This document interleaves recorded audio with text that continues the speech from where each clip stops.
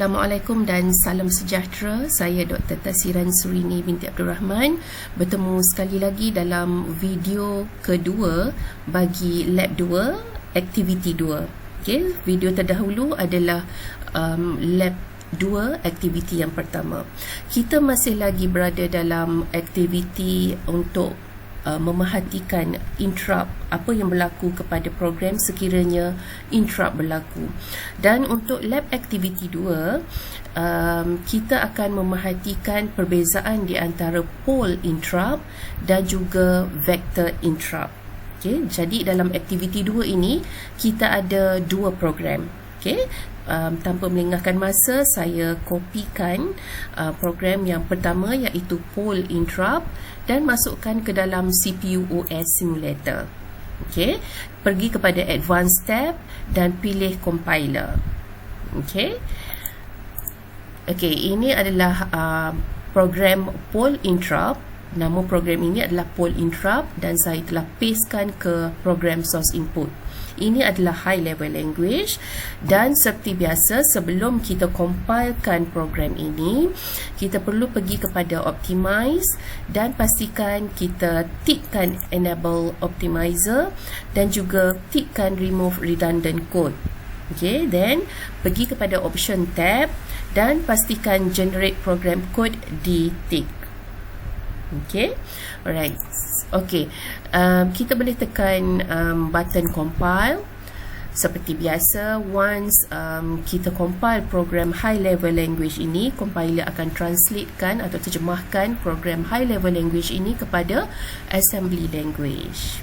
Okay, so program ini secara asasnya adalah untuk display perkataan program starting.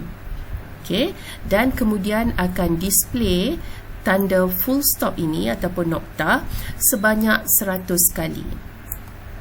Okey, dan kemudiannya akan display program ending. Okey.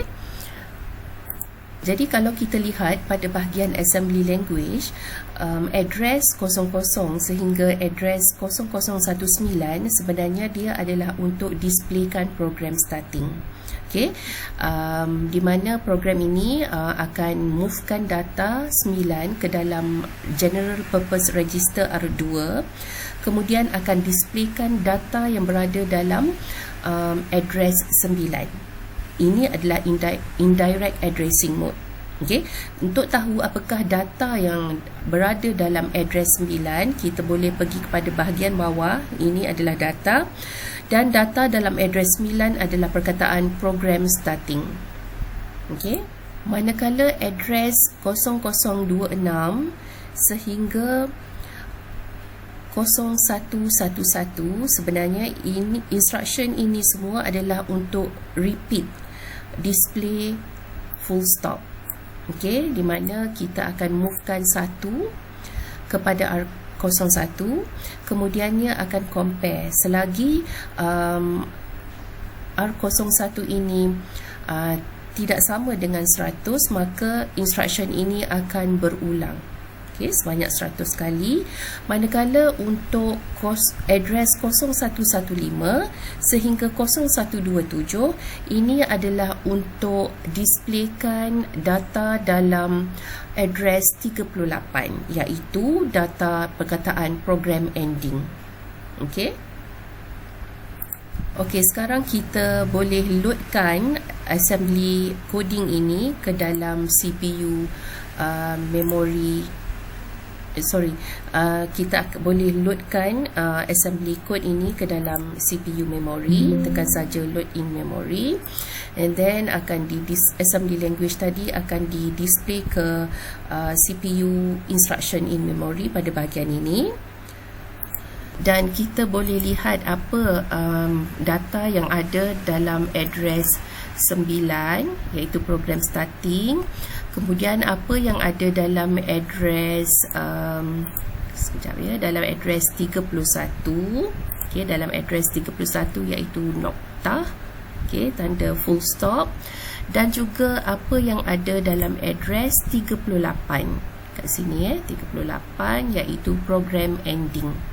Okey. Alright, seperti biasa kita boleh runkan kita punya program, pergi kepada reset program, pastikan red arrow ini berada pada instruction yang pertama program, kemudian kita boleh runkan dan kita cuba lihat output console dan cuba masukkan interrupt. Kita boleh key in kan apa-apa aksara. Saya masukkan W di sini pada bahagian input dan saya tekan enter untuk lihat apa yang berlaku kepada program. Kita boleh lihat walaupun terdapat interrupt yang dimasukkan oleh user iaitu W, tetapi untuk poll interrupt compiler akan teruskan memaparkan tanda full stop sehinggalah repetition ke 100, kemudian akan displaykan aksara W yang kita masukkan tadi dan program ending yang last sekali. Okey. Jadi saya ulang sekali lagi, untuk poll interrupt pada mulanya compiler akan displaykan apa yang ada dalam data address 9 iaitu program starting, kemudian pergi kepada display full stop sebanyak 100 kali. Walaupun terdapat interrupt yang dimasukkan oleh user iaitu W, compiler akan menyelesaikan 100 kali repetition untuk displaykan full stop ini. Kemudian barulah compiler akan melayan interrupt di sini. Kemudian barulah pergi kepada memaparkan program ending di bawah ini, iaitu data dalam address 38. Okey. Sekarang kita pergi kepada bahagian yang kedua iaitu program vectored interrupt. Okey, seperti biasa kita boleh kopikan sahaja kita punya program dalam lab sheet. Kemudian kita pergi ke CPU instruction in memory, removekan program, dan juga kita pergi kepada advanced compiler dan kita clearkan semua program yang ada untuk masukkan program yang baru. Okey, kita boleh gunakan kita boleh copy paste sahaja di program source input. Sebelum kita compilekan program ini, seperti biasa kita pergi kepada optimize dan pastikan enable optimizer detik dan remove redundant code detik, dan pergi kepada option dan pastikan generate program code detik. Okey, kita compile dan kita akan dapat lihat bahawa high level language ini diterjemahkan ke dalam assembly language. Okey, kalau kita lihat untuk vector interrupt program, terdapat satu subroutine khas untuk interrupt. Okey, subroutine khas untuk interrupt di mana sekiranya ada input daripada user, maka compiler akan terus pergi kepada subroutine untuk interrupt dan kemudiannya akan interrupt return, akan return semula ke program, main program. Okey, so untuk main program ini seperti biasa ini program ini akan memaparkan perkataan program starting, dan ini adalah assembly language untuk memaparkan program starting. Okey, datanya berada di address 9 iaitu program starting. Okey, ini adalah untuk displaykan program starting, dan ini adalah untuk displaykan data full stop ataupun noktah, di mana noktah adalah di mana data noktah itu terdapat pada address 31 full stop. Okey, 31, dan selagi tiada interrupt, compiler akan sentiasa repeat program pada address 49 sehinggalah ke address 112. Okey, dan ini adalah assembly language ataupun assembly coding untuk memaparkan program ending. Okey, di mana compiler akan displaykan data di dalam address 38 iaitu program ending. Datanya adalah program ending. Okey, seperti biasa kita loadkan dulu assembly language ini ke dalam CPU memory.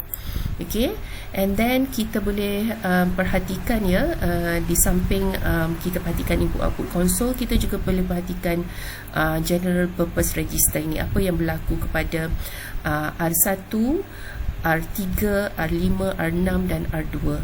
Okay, begitu juga dengan pole interrupt tadi, kita perlu juga observekan apa yang terjadi dengan R1, R2, R3, R5 dan juga R6.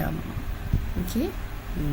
Dan kita boleh adjustkan, resetkan program dan runkan, dan cuba lihat interrupt dan cuba masukkan aksara, sebarang aksara.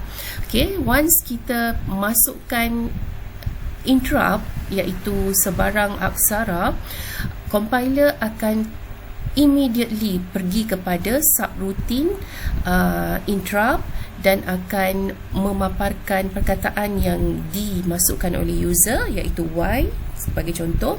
Kemudian akan terus setelah melaksanakan subroutine interrupt, compiler akan back kepada main program dan akan terus ke program ataupun coding untuk memaparkan program ending, data program ending. Okay, itu adalah perbezaan antara pole interrupt dan juga vector interrupt.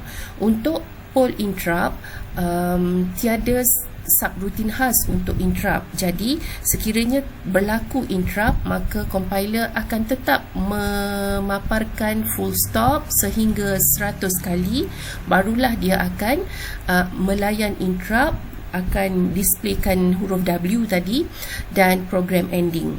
Tapi untuk vector interrupt, since dalam program tersebut ada subroutine yang khusus untuk interrupt, maka sekiranya user masukkan sebarang aksara yang dianggap sebagai interrupt oleh compiler, compiler akan terus pergi kepada subroutine dan akan memaparkan aksara yang dimasukkan oleh user dan kembali semula ke main program untuk memaparkan program ending.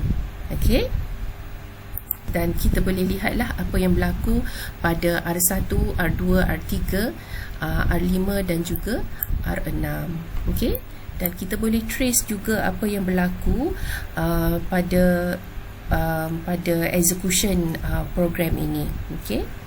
Okey, ini adalah perbezaan di antara pole interrupt dan juga vector interrupt dalam high level language dan juga dalam assembly language yang saya telah pastekan ke Word.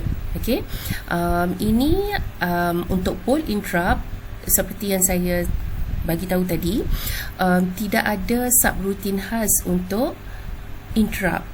Okey, dan di sini pula ada untuk vector interrupt, di sini ada subroutine khas untuk interrupt.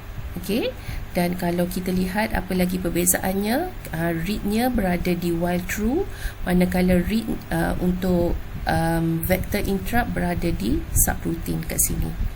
Okey, dan tiada read untuk di dalam while true ini. Yang lain-lain programnya sama sahaja. Okay. Sama juga dengan assembly language. Untuk assembly language, di sini adalah untuk memaparkan program start. Di sini adalah memaparkan program start. Ini adalah untuk memaparkan data dalam address 31 iaitu full stop. Di sini adalah repetition, sama repetition untuk memaparkan data dalam 31 iaitu full stop, dan di sini adalah program ataupun coding untuk memaparkan data program ending. Sama juga di sini untuk memaparkan data program ending. Cuma yang berbezanya dia ada subroutine khusus untuk interrupt dan ada coding ataupun ada instruction untuk interrupt return di sini. Okey, jadi saya rasa itu sahaja penerangan saya tentang pole interrupt dan juga vector interrupt. Okey, sekian, terima kasih.